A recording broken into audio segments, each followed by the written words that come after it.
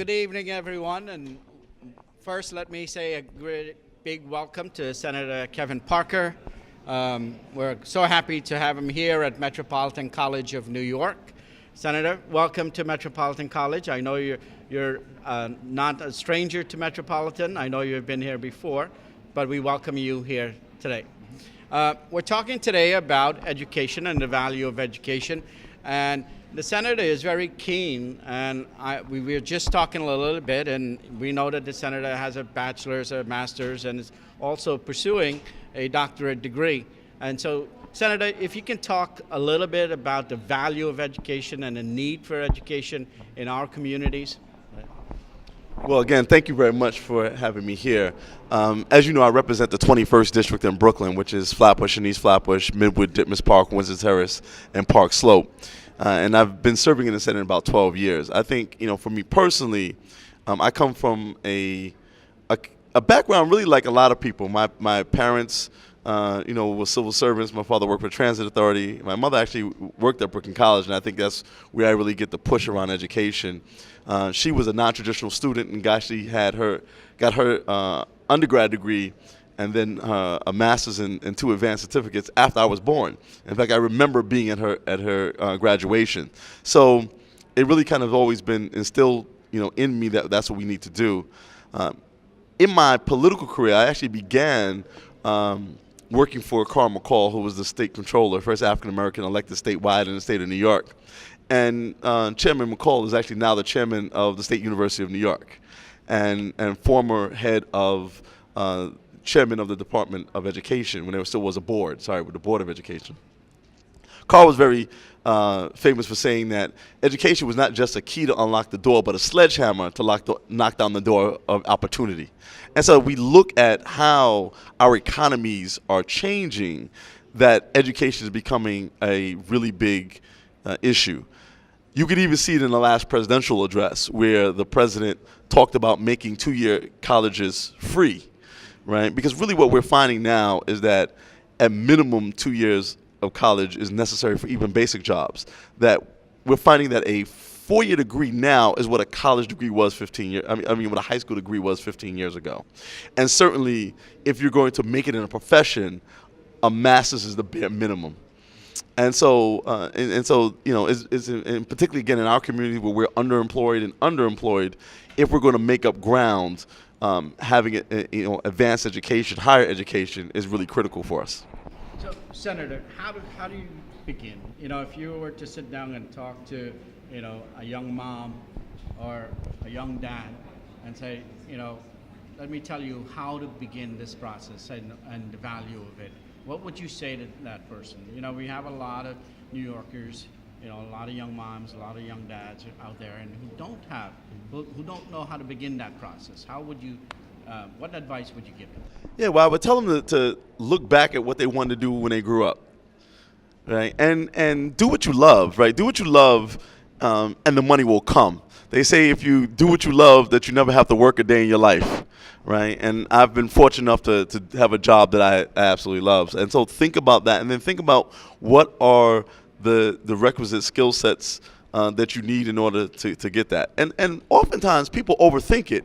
Because most professions, you don't necessarily need to have a degree in the area in which you work, right? So when I first got elected, I hired this young woman to be my chief of staff who actually had a degree in music, right? And she was a musician, but she wound up, and she still works in politics to this day, but that's not what her undergrad degree was in. I think we go to get a graduate degree is actually a little bit more important to be more specific about what you want and to be more focused in that specific area. But you certainly want people to take classes and be involved in majors that they like. And then you also want to find access to an institution that's close to you or that's convenient for you to reach it. Because the closer and the more convenient it is, the more likely you are to develop a bond with that institution.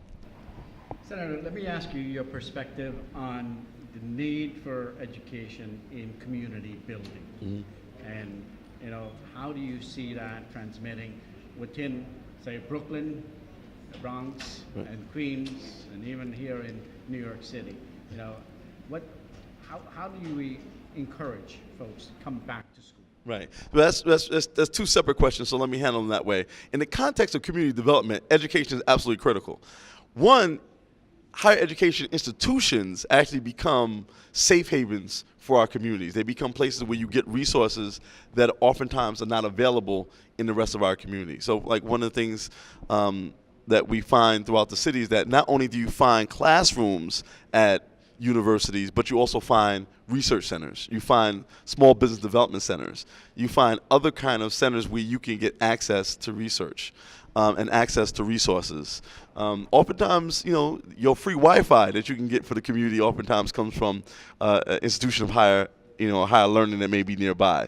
And so that may be important, or access to the internet in some other kind of way. You can't even apply for a job anymore unless you have access to high-speed Wi-Fi, right? And so all those things, I'm also the ranking member on Energy and Telecommunications Committee, so the digital divide, and particularly now the broadband divide, is a big issue in our community. And certainly institutions of higher education are really important.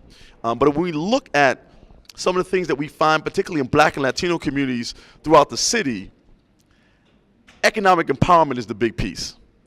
And again, whether you're talking about traditional employment for other people, or you're talking about building our own businesses, you have to understand how you need to do that. In our community, we have people who can cook food but don't know how to run a restaurant, people who can build a table, don't know how to sell furniture.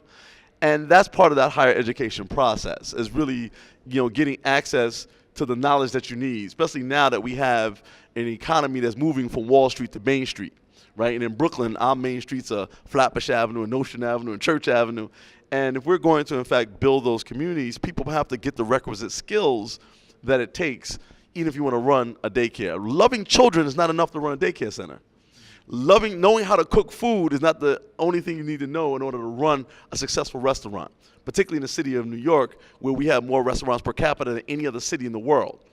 And so, access to education is really the key to unlocking economic opportunity. And when we look at some of the social problems that we talk about in our community, the vast majority of them have their roots in economic problems. And so to the degree that we can create businesses and create employment, around full-time jobs at a living wage with benefits, the better off our communities are, and that's the way that we can build them.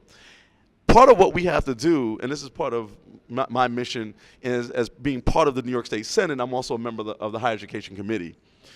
And so I've been focusing on really one thing more than anything else, and that's, actually two things. One, affordability for higher education, and two, as part of that, access to financial aid, particularly the Tuition Assistance Program, TAP. The other kind of opportunity programs, HEOP and HEOP and SEEK and Liberty Partnerships, are all important as well. But I've really been focusing on TAP, and now trying to get graduate TAP. Because again, if you want to be in a real profession, graduate school is now becoming, the basement, not the ceiling, for what you need to do.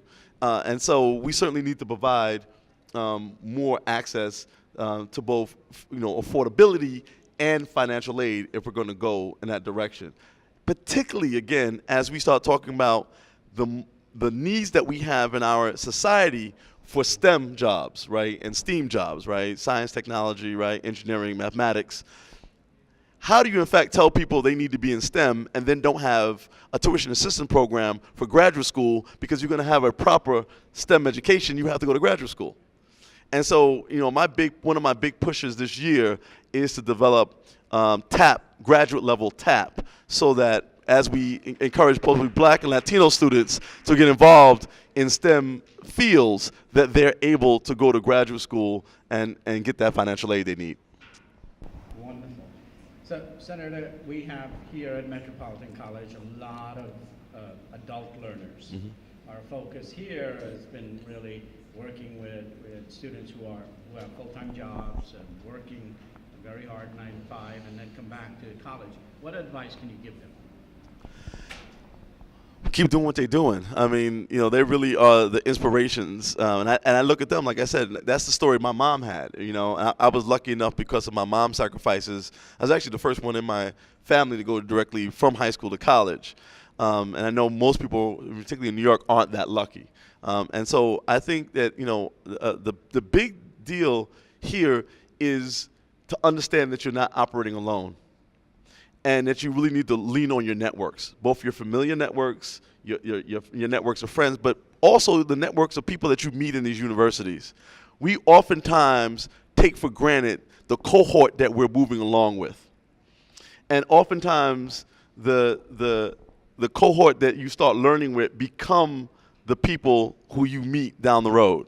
So for instance, in Brooklyn, we just elected a couple of years ago a guy named Congressman Hakeem Jeffries. Hakeem Jeffries and I went to high school together. So I've known Hakeem since we were teenagers, right? When Hakeem went to Congress, he vacated his assembly seat in the 57th district, and a guy named Walter Mosley took that seat and is now a member of the assembly. Me and Walter went to undergrad together at Penn State University, so I've known Walter 30 years. So and so those relationships, are important. So don't look around. When I was a freshman, they told us that you get there in a big assembly and they say, look to your left, look to your right. When you graduate, one of those people not going to be there. Well, I'm telling you just the opposite. Look to your left, look to your right, because those are the people who are going to be with you in 10 years, 15 years, 20 years when you're making the next move, when you're about to be, when you are now the CEO of a company and you need somebody to do a business-to-business transaction with, it's going to be one of your colleagues from Metropolitan College who you're going to be able to reach out to and make that relationship with and to do great things for the city and in your life and for your families. And so networking works. It's really important. Relationships are primary. All else is derivative. Excellent. How much time do we have? Okay, great. So let's continue this conversation and focus a little bit about you. We know you're doing the doctorate degree. I'm trying. I'm working on it. And so what's the motivation there for you in terms of returning back while continuing to get you? Some of it is vocational for me, is that, I'm hoping that the people of the state of New York, and particularly the people of the 21st District, think that my leadership is satisfactory and will allow me to continue as a state senator for a little while, but that in fact may not happen. And so, the question is, what do I do afterwards? And again, I love higher education. I love the ability to reproduce myself intellectually. I've been teaching actually for 20 years as an adjunct professor at various universities, mostly Brooklyn College and University of Albany and Megger. And so, I've had some great experiences with, with students. Again, one of my colleagues in Brooklyn, if you know Jamani Williams, was a city councilman. Actually was one of my students at Brooklyn College. So Kirsten Foy, who was another young man who's now a pastor and is very active with Reverend Sharpton and the National Action Network. Again, another young man who I had a chance to work with at Brooklyn College. But a lot of my former students from Brooklyn College are now principals and lawyers and doctors and police officers. And I've been very proud to meet them and them tell me about how I've been able to impact their life through my teaching. And so I like to continue to do that, and certainly getting the doctorate has been part of that. But I think also when you're dealing with public policy, a significant part of public policy is actually research. And having the skills that a doctorate in public policy gives you, I think I like to have and be able to utilize them to start, continue to develop impactful ways to change policy in the state and in this country that benefit our community. Wonderful. So I think we still have some more time we keep going. Okay. No, she's saying wrap it up. Wrap it up. Yes. Because I wanted to continue. Well, Senator, it was a pleasure talking to you here at Metropolitan College. Thank you for coming. And any closing remarks? No, well, thank you for having me. I look forward, that this is not just hopefully a single conversation, but the beginning of a conversation that we're all having in terms of how do we build our communities and how higher education becomes an access point, for the rebirth of our communities. Thank you so much. Thank you, Senator. Thank you, Doc. I want to invite all of you to join me in welcoming Mr. Aldrin Bonilla to Metropolitan College of New York. Thank you. Thank you. And I should begin first by acknowledging that this is not a first-time meeting that we have had. We have crossed paths along the way, so maybe we could begin a little bit by you talking about, before you even got to the borough president's office, what were you doing before? Before, you can hear, everybody can hear me? Yes? Is this on? Oh, okay. So before joining the Borough President Gail Brewer at the Office of the Manhattan Borough President, I was the Executive Director of CUNY in the Heights, which is a satellite campus of Hostos Community College and Borough Manhattan Community College in Washington Heights. So I did that for 8 years, starting the campus, creating the courses, the programs, the recruitment, the enrollment of the students, and doing all of the research on the workforce development and the different labor market occupational trends to make sure that students were able to have the latest in technology training and in curriculum that employers want to hire students for. And now you have made this transition from CUNY to the Borough President's office. Can you talk a little bit about how that transition came about? No, absolutely. And I like to actually tie it in to why many of you are here, and which is the purpose of lifelong learning, right, and pursuing higher education.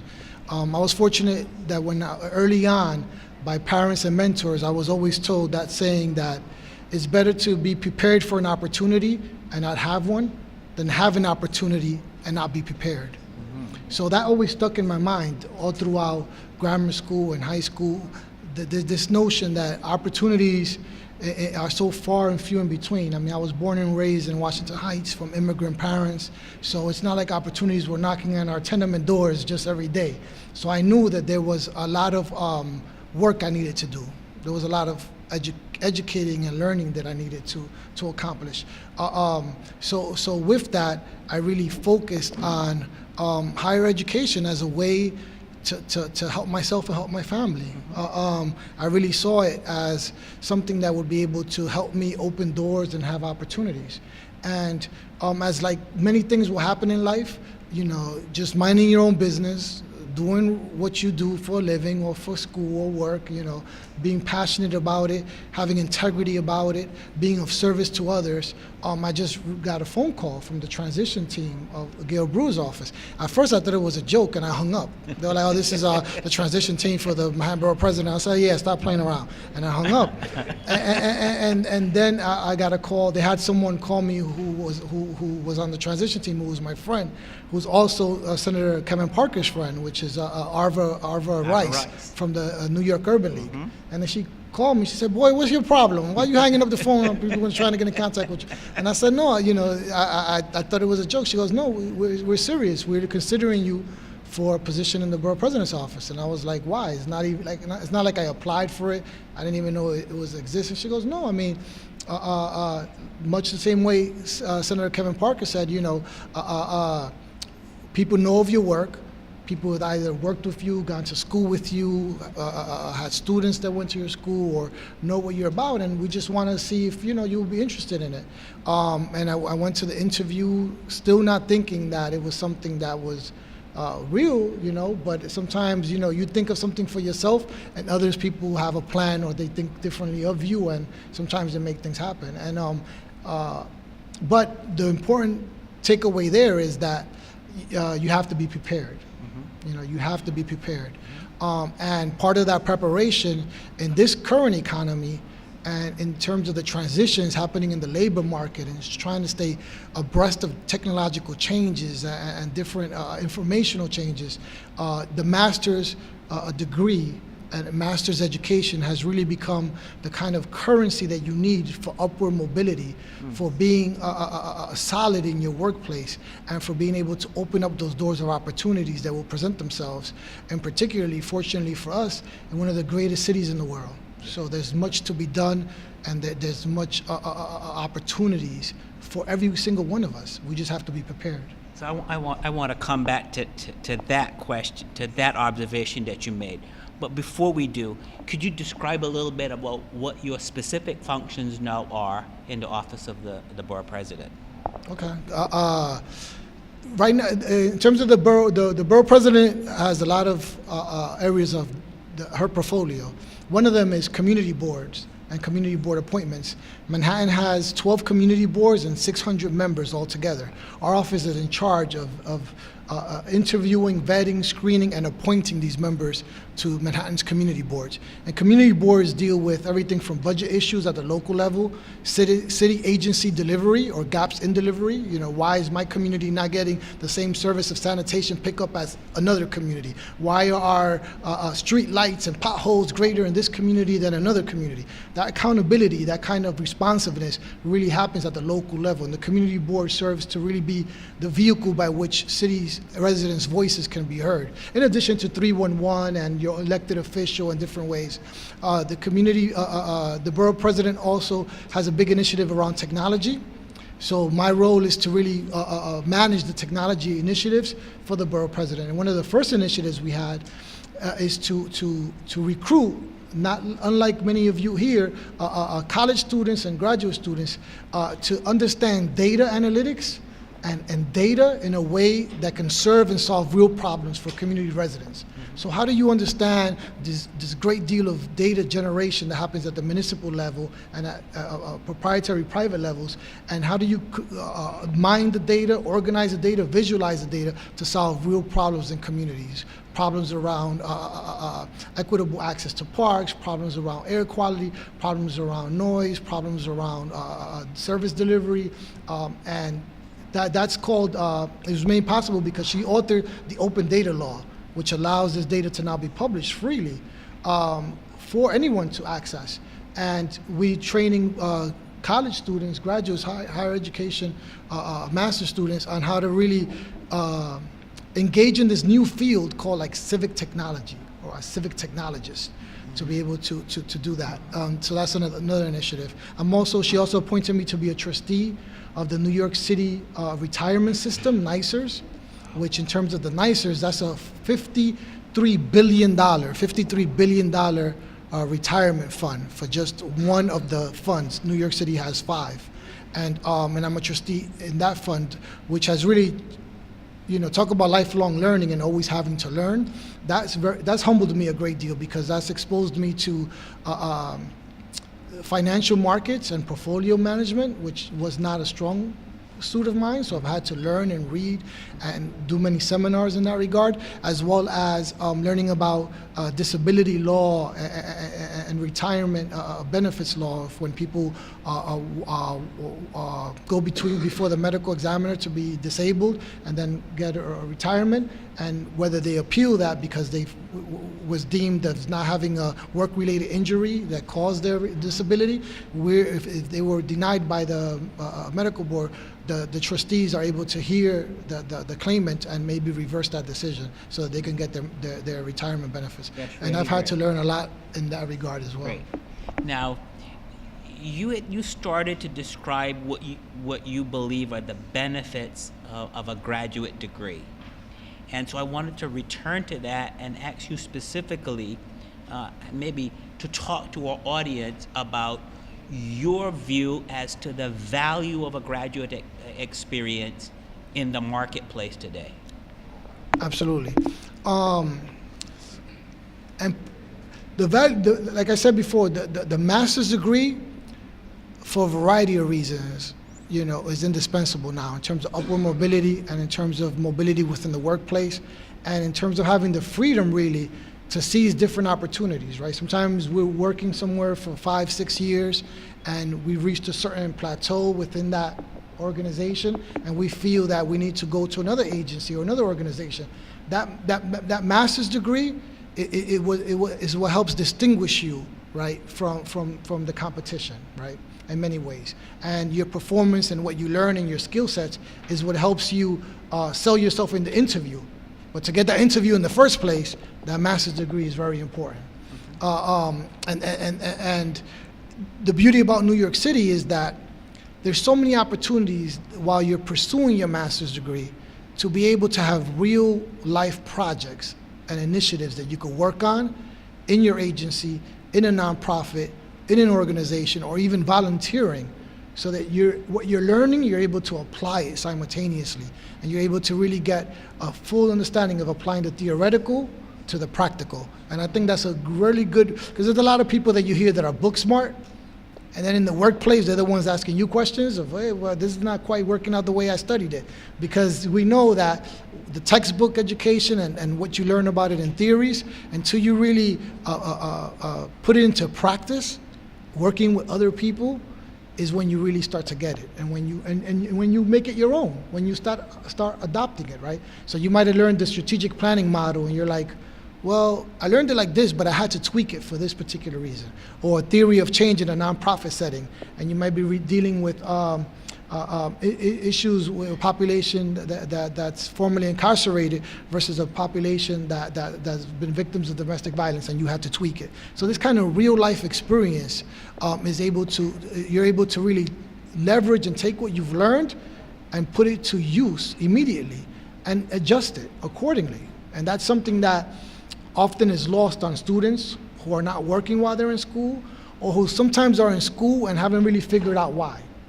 But at the master's level, you've kind of answered that question of why, which is a very important question. You know, the what you do in graduate school and the how you do it is pretty much pro forma, is routine. The why you're there is a question that until you answer that, you're not going to be able to take full advantage of that educational opportunity, because you still haven't reconciled it within yourself as to why is this information going to be, you know, beyond just the paper. How is it going to build my character? How is it going to build my future? How is it going to help define the contributions and the service that I will be to others? And that why question is very important. Thank you. Before I ask my next question, and I didn't have anything, we didn't conspire, but your last comments really speaks to the essence of our graduate programs. They're not theoretically based, they're practically based. They have to be related to something that you're doing in the real world, for all that is worth. But my next question, the next question that I want to ask you is, could you share with our audience your views on public service? Why is that a noble profession? You are in the public service business. Why? You could try to get a degree that makes lots of money, but why is public service, in your view, important? Yeah, no, that's a great question. Public service for many of us is a calling. Like it's like we're called to do that. We get a better sense of satisfaction, or our paycheck, if you will, is measured really in our ability to make transformative changes in other people's lives, or sometimes in organizations, or sometimes even in our own block or in our own neighborhood.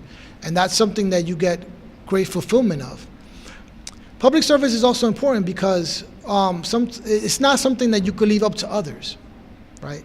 And then complain or feel disappointed or disillusioned when it doesn't quite work out the way you wish, or when that policy doesn't really have the positive outcomes and effect on improving people's lives or moving up the quality of life that you thought, or when the resources and the funds were not spent in a way in which you know for a fact to be a better allocation of those resources because of your lived experience and because of your knowledge and your intimate knowledge about what's needed in the communities.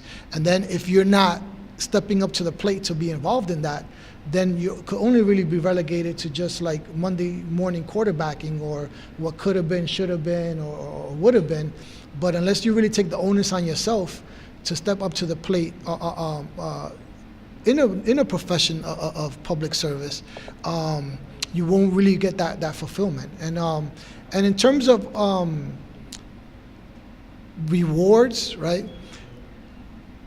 Public service is something that within time you start really seeing the results of your effort. Pretty much like a teacher who you never forget who your third grade teacher was, or your fourth grade teacher. You never really forget that public servant that allowed you to stop being evicted, or found shelter for you at your most greatest time of need, or help you get skill sets, or elevate your resume or your interview skills, and found that employer that could interview you to get that job, or to be able to really design a program with you because you had an interest in your NYCHA development to start a recycling program, and no one else listened. And after knocking on many doors, you come across that one public servant, right? That sometimes we have all these stereotypes, right, about what public servants are, but you found that one that says, you know what? let's make this happen. We can do this. We can make this program happen. And then when you see, particularly in New York City, the beauty of it is that when you have something that you can make successful in one particular community or in one particular development or in one particular program, we have the ability to scale it up. So what works well and what works great, we're able to scale it up and have a major impact among thousands of people. I mean, think about it. NYCHA's population, right? Let's say if that's an area of interest, public housing. NYCHA's population is the size of Atlanta. It's the size of Atlanta. So just think about it. Just that alone, that's how huge. So imagine doing something great for public housing. Imagine doing something great for the residents of public. Your impact will be like the impact similar to having an impact at something, a city as big as Atlanta. You know, there are community boards who are bigger than towns in this country. So, you know, you got community boards that have 250,000 residents. So imagine having a dramatic impact at that level. The impact you have on people's lives at scale is remarkable. And, you know, often public servants really are in it to have that kind of impact. Well, I have one final question for you, Aldrin.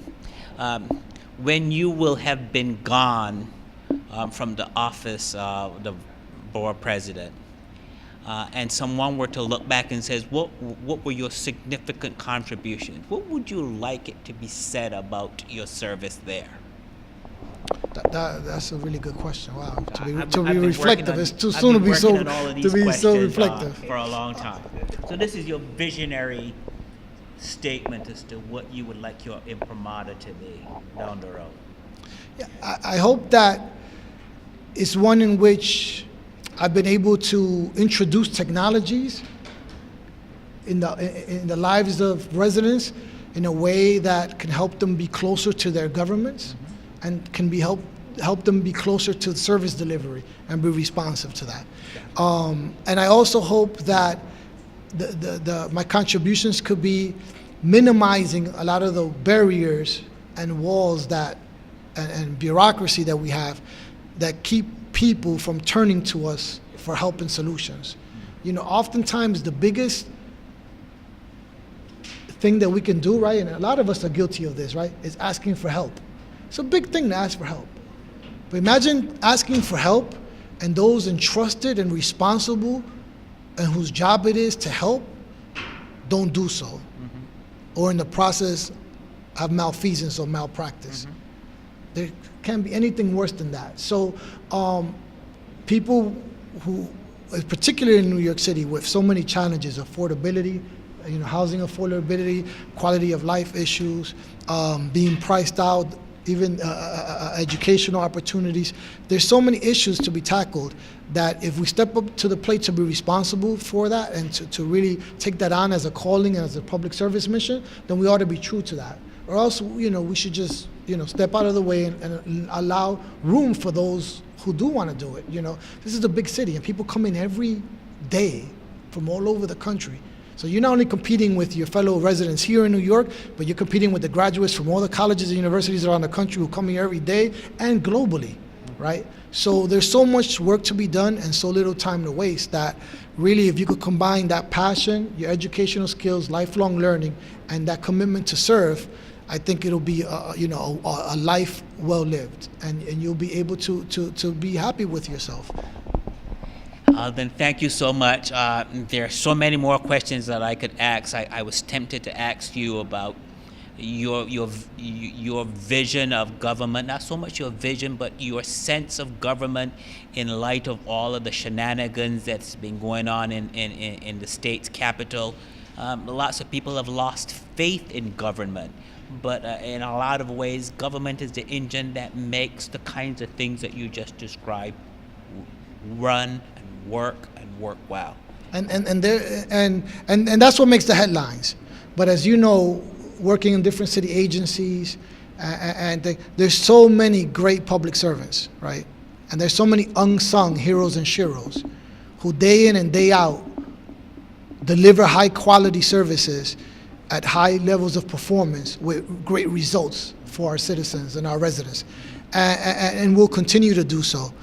We probably have to do a better job celebrating those people. We have to do a better job elevating the profession, and most importantly, continuing to allow opportunities for people who've been in positions for a while to be promoted and to continue to get education. You see, one thing about when you get your master's is you're going to realize is that you have to keep coming in for retuning, right? For upgrade, you got to be upgraded. It's a lifelong learning process, and you stop. You know, you don't stop because you don't stop on yourself. You don't give up on yourself. You know, the definition really of life is growth. If you're not growing, if you're not expanding, if you're not feeding your brain and your soul new experiences, new information, then you really just, you know, you atrophy, you constrain. And we know folks like that, right? We know a lot of folks who pretty much, even in our own agencies and lives, even in our own family, we know folks who have died, right? They've died at the age of like 34. They've died. They don't get buried until they're 75, 80. But it's like they died. Like, and there's too much to do. We live in the greatest city in the world. There's so many opportunities, so many resources to tap in, that at least for our own lives, we have to be about the business and about the investment in ourselves. You know, and I always say that to people. You have to really invest in yourselves. It has to sound self-centered, and it sounds like, you know, what's in your best interest. But hello, it's you. If you're not in your own best interest, and if you're not investing in yourself, you can't really expect someone else to see for yourself what you don't see for yourself. And college and the degree and the lifelong learning and the education is that paper chase that really just helps you stay competitive ahead of the game and lets you not be bypassed by others, you know, because your work quality is there, but you have to have these credentials and the skill sets that go with them to be able to continue to propel in your lifelong journey. Aldrin, thank you so much. On behalf of the college, my colleagues in the college, I want to thank you so much for this very informative discussion that we have had. Thank you. And thank Metropolitan College for convening this. And I expect that we will be in touch more often as we go down the road. Absolutely. Thank you again. Thank you. Mr. Aldrin.